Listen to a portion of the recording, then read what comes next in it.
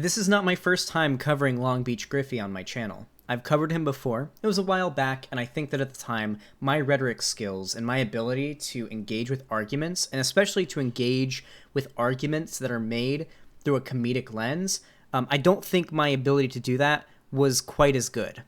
And because of that, to this day, I still get a lot of LongBeachGriffy fans commenting on that video, criticizing me for not being able to take a joke. And my goal here for this video is to acknowledge that yes, it's a joke. The video is a joke. And I'm an ex-LongBeachGriffy fan, by the way. I'm not just some fucking SJW looking from the outside in, not even knowing any of LongBeachGriffy's previous work. I will be the first to admit that I was a fan of LongBeachGriffy. I know many of you guys are going to get mad about that because, oh, he does the loud is funny shit, but I think loud is funny can be done well and actually be funny. And I genuinely believe that LongBeachGriffy's videos do loud is funny well when the message of the video is positive, right? So this is something I need to make very clear from the get-go. Humor oftentimes reflects the beliefs and opinions of the person making the joke. If I make a joke about how, oh, I fucking hate, how about this? Oh, I fucking hate flying. I hate flying on planes. I hate the people who work there. I wish I could, the next time I have to take a flight, I wish I could just shove my head through a window and let the fucking pressure from the cabin fly out and it sucks everybody out into the atmosphere and everyone dies. Obviously, that's a joke. Pretty edgy one because I'm talking about, you know, technically murdering a bunch of people. But despite the fact that it's just a very hyperbolic joke, that joke still reflects my opinion on the topic. I hate flying. I despise it. I may not hate it that much, but it's still, I'm using hyperbole to illustrate a belief or an opinion that I have about a certain topic. Dax, thank you for the tier 1 gifted sub to Yemis. I really appreciate it, Dix. So, my goal in analyzing or responding to this LongBeachGriffy video called When Your Son Wants a Sex Change is not to just say, oh, this joke is offensive, this joke is bad. That's not what my goal here is going to be. I'm going to try not to do any of that like, oh, when he says something really hyperbolic, look at the camera, like, oh my god, I can't believe you said that. I'm going to try to look at the arguments that LongBeachGriffy is presenting through that humor or the opinions that he holds and try to dissect those arguments.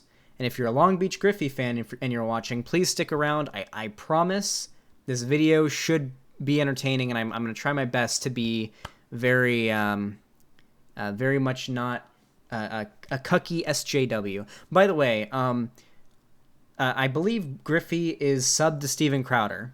Unfortunate. We've lost him. We've lost him. Regardless, let's get into the video. What's going on, man? What's going on, brother? My son came to me today, and he told me that he identifies as a woman. And as an ally of the LGBTQIA plus community, I support her decision. Oh, okay. Good for him. She told me that she wanted to transition, and as an ally of the LGBTQIA plus community, I support her. Yeah. Okay, so far, this is so for those that aren't aware of LongBeachGriffy's work, he usually puts out very short, you know, skit-based videos where he plays the characters and, you know, goes back and forth. It's sort of a cut, reverse shot kind of format, and he'll set it up. And so far, nothing too crazy. A good dad, I guess. Yeah, the dad seems good. The problem is, through the way that LongBeachGriffy does humor, what we're probably going to be seeing is a straw man of somebody who supports the LGBT community. We're very likely going to be seeing a straw man here in just a moment. A very hyperbolic one, but still a straw man. I apologize for the background noise. I mean, we live in different times, you know. Be your true self, I guess. How old is this one? 19? 20 now? Oh, not my oldest. Here it comes. My 5-year-old. Yes, Lil Brandon, now known as Brittany, wants to live in her truth. And as an ally of the LGBTQIA plus community, I support her. What the fuck? What is wrong with you, D-Wade Griffy? As an ally of the LGBTQIA plus community, I have to support this decision. Because if I don't support this decision, I'm transphobic and I'm against the LGBTQIA plus community, which I support. Fuck that! Okay, so we'll take a moment. All right, I'm not going to talk about the hyperbole, because obviously, Long Beach Griffy videos, a lot of hyperbole. We're going to talk about the arguments behind the humor, because I don't want any Long Beach Griffy fans coming in and being like, it's just a joke, you fucking libtard soy cuck, all right? So, okay. Let's say you have a 5-year-old that feels like they're transgender. The way things are done, and this is how things are done, you can do any amount of research on this. I could even show evidence on screen if I really wanted to, but you can look into this yourself. Please do. Go out of your way. Look into this yourself. The way things are done, if you have a child who is prepubescent, meaning they haven't gone through puberty yet, 5 years old, in most cases is prepubescent. There are certain disorders where people can go through puberty earlier, and usually they're put on hormone blockers as a medical treatment for that, because there's harmful side effects to going through puberty at 5 years old. But yes, the way things are typically done is if you suspect that your kid might be transgender, and they're like 5 years old, let's say, going off the example Griffy uses in this video, they're like 5 years old, and they come to you and they're like, let's say little Brandon comes to you and is like, hey, I think I'm a girl. I want to be Brittany. And yeah, I want dresses and I want girl toys and I like to wear pink and blah, blah, blah, blah, blah. And you're confronted with this knowledge. What you would do as a responsible parent is take your kid to a medical professional, a psychiatrist, psychologist, someone you talk to, and they analyze your current mental state, and they tell you what you should do from there. Any reputable psychologist or psychiatrist, I get them mixed up from time to time, would talk to the kid, and with their medical expertise, would likely come to the conclusion that they have gender dysphoria. This is very common. Not every trans person has gender dysphoria, obviously. You guys in chat know this, but they would probably come to the conclusion that the child has gender dysphoria. Gender dysphoria being the state of a person feeling uncomfortable with the current gender identity that they feel. Mind you, gender and sex, not the same thing. Your sex refers to your biological state of being male or female, or if you subscribe to the it's more complicated than that, but still, to keep it simple, your gender is the social role that you fill. So if your child wants to change genders or be a different gender, it doesn't necessarily involve taking them and having their, as Crowder, and I know Long Beach Griffy is a Crowder fan, would say, getting their dick lobbed off or their junk lopped off and turned into a vagina. That's obviously not what anyone is going for here.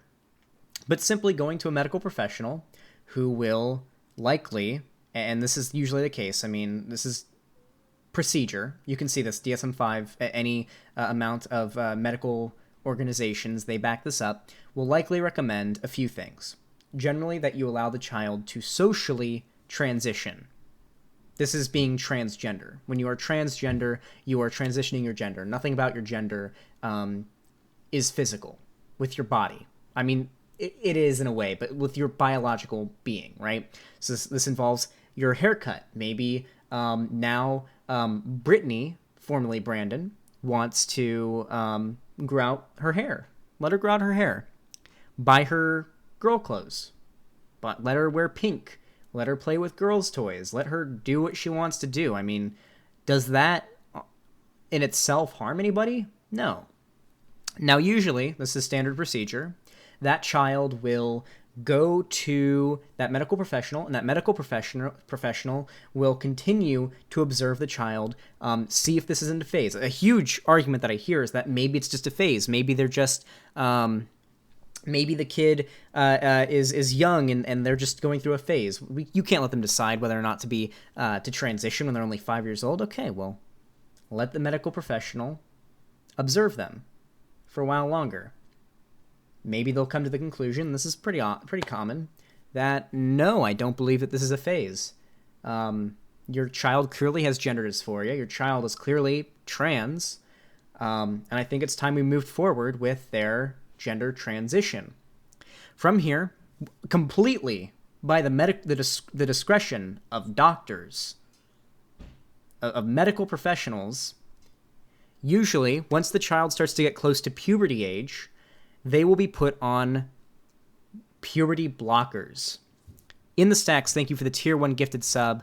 For the comrade who donated dicks without having it. Thank you in the stacks. I appreciate it. Or gifted sub to dad. Thank you. So,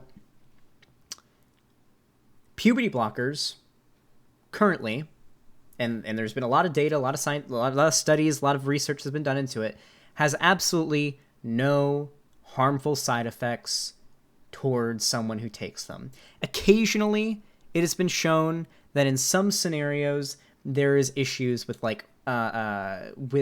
sex drive, but usually once either that person's been taken off of hormone blockers, they've started taking the hormones for the proper gender that they intend to be on, it usually comes back. There's also been apparently a few cases where there's a heightened chance of osteoporosis, but for the most part, when you consider the common side effects behind a lot of medication that you may take for any amount of issues, it could be a fucking ear infection. I'm pretty sure the medication, the antibiotics you would take when you have an ear infection have more harmful and more likely side effects than taking hormone blockers. I'm pretty sure this is the case. I'm pretty sure you're more likely to get fucking explosive diarrhea, just absolutely exploding out of your asshole, shitting yourself, as a side effect of taking some penicillin, some antibiotics when you have an ear infection, than you are to have any negative side effects from taking hormone blockers. This is true, all right? At least from the research that I have done. And I've done a lot of research on this. So from there, they'll be put on hormone blockers. Now, important distinction. Hormone blockers are not hormones.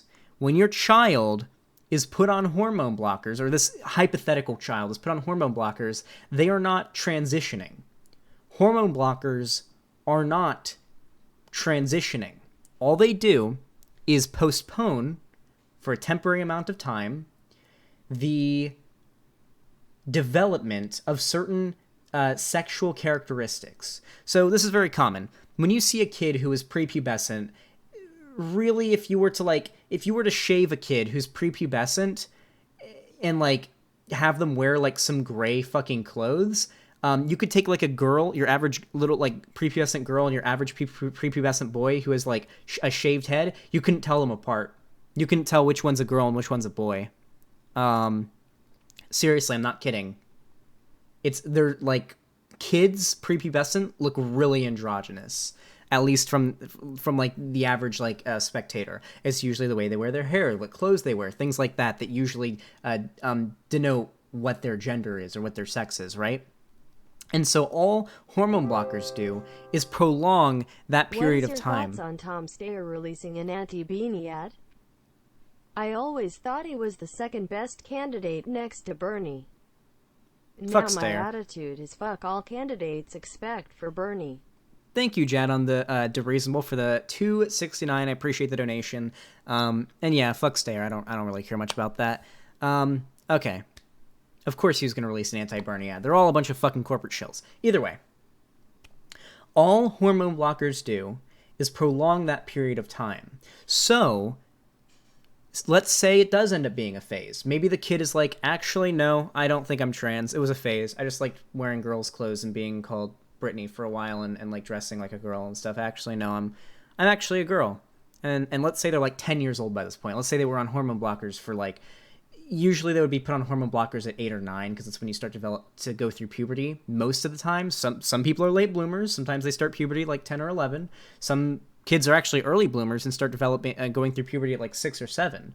But regardless, all data has shown that once they're taken off of those puberty blockers, they immediately, pretty quickly, end up growing into those traits they would have had otherwise. They go through the puberty of the gender that they identify with. You know, they don't go on any hormones or anything, and they get to about where they would be in just a little bit later. They end up being a little bit of a late bloomer, but there hasn't been shown to be any serious side effects of this. Now, there's that, but what about the scenario, and this is the more common one apparently, at least from the data that I've seen, where the kid doesn't decide it was just a phase and is actually trans? Well, holy fuck, that kid is going to be very grateful that they weren't forced to go through the opposite puberty, or the incorrect puberty for the gender they identify with.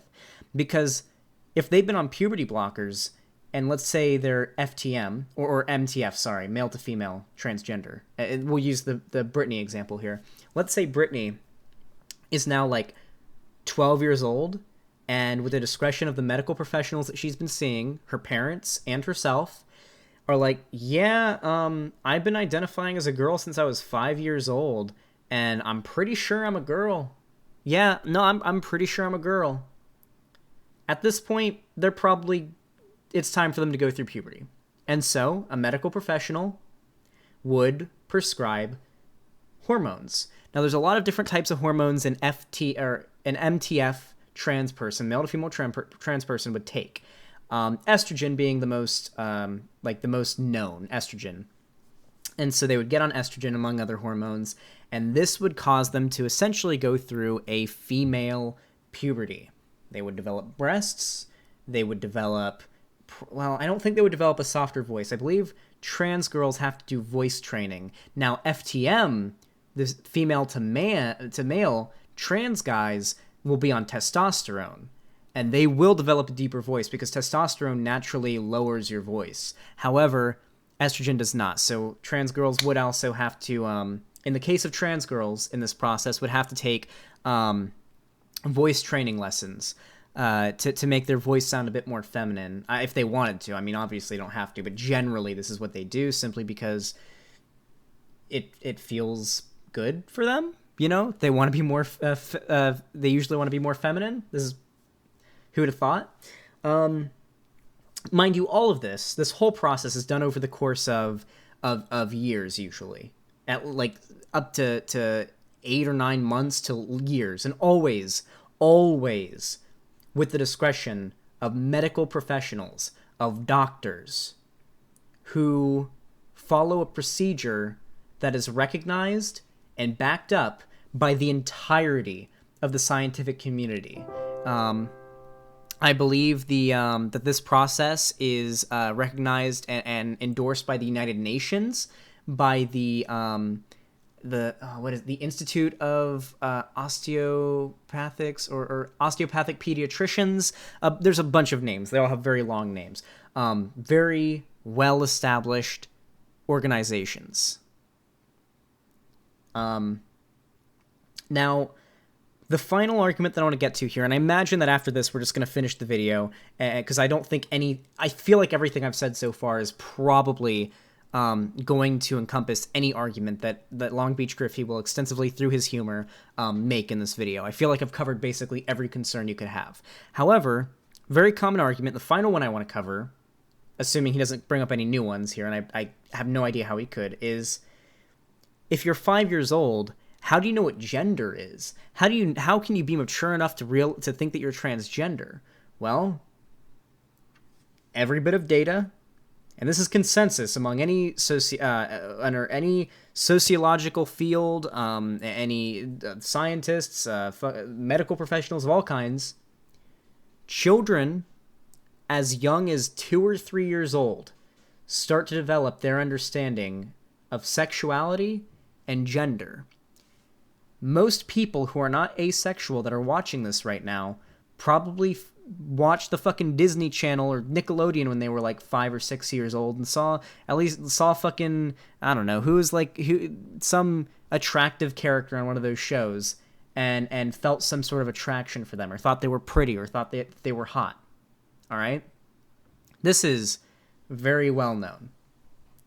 Kids develop their understanding of gender way earlier. You see kids dressed in pink when they're 2 years old. When they're infants, when they're infantile, when they are an infant, you see them wearing the blue onesie or the pink onesie. Or when they're toddlers or a little older than toddlers, you see them wearing pink or blue. Usually that's like that's usually the distinction that's made.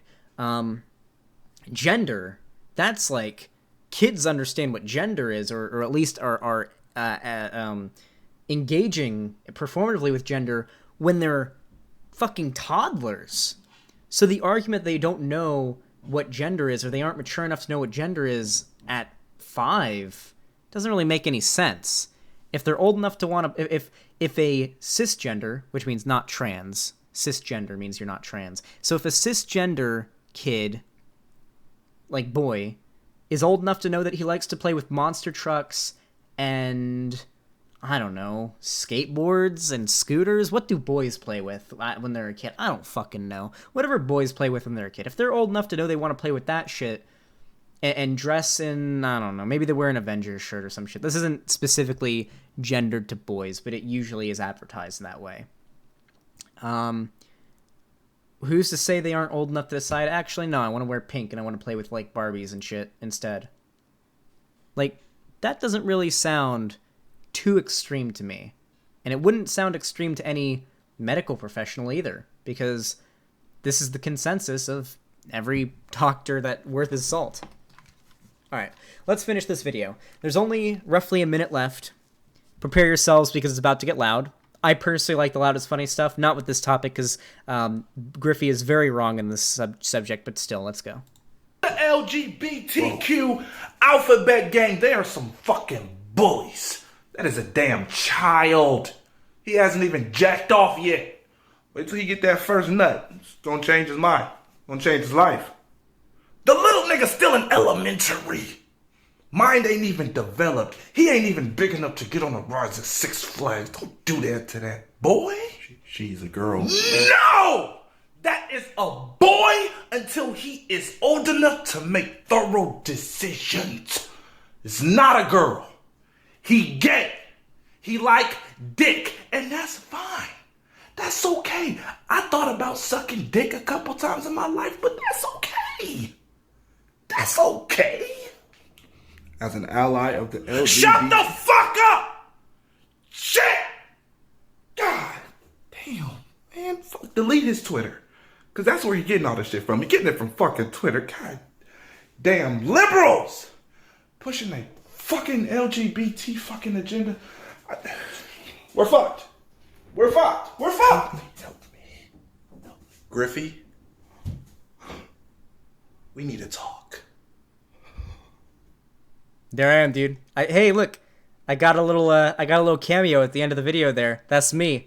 That's me. Like, we need to talk, Griffy. We need to fucking talk. Oh boy. Well, that was unfortunate. I don't know how much else I want to cover from that, because I feel like I basically, in like my very long rant about transgender youth for my last video and just a minute ago, I feel like I talked and covered basically every potential argument that he made in this video. But there was one last thing I feel is worth covering here, and that is the LGBTQIA plus militia, essentially, that is bullying people into being too scared to speak out against the LGBT agenda. I don't think this is a thing. Let's be real here. I guess that this character here, I mean, like, so nothing is going to stop Griffy from making these videos. I mean, the dude's still super fucking successful. I mean, look at the guy, almost 2 million subs, you know? This video itself has over 1 million views, with over 150,000 likes, 1.3k dislikes, and it's only been out for a few days. So, I don't think the LGBT people that are going after you are like a militia that is bullying you into silence on your opinions. Now, if you are a Griffy fan, if you are a Long Beach Griffy fan, I encourage you. The points that I made today, I didn't just pull them out of my ass. The statistics, the arguments, the hypothetical that I used, I didn't just pull it out of my ass. This is very easy to look into. As a matter of fact, I feel I always have to bring it up, but thank you to my boy Vosh for making this document, because I can always go to it when I need to.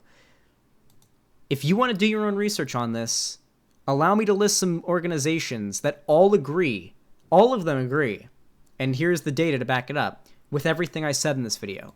The American Psychological Association, American Medical Association, American Psychoanalytic Association, Human Rights Campaign, American Academy of Pediatrics, the American College of Osteopathic Pediatricians, the United Nations, and the United Kingdom's National Health Service.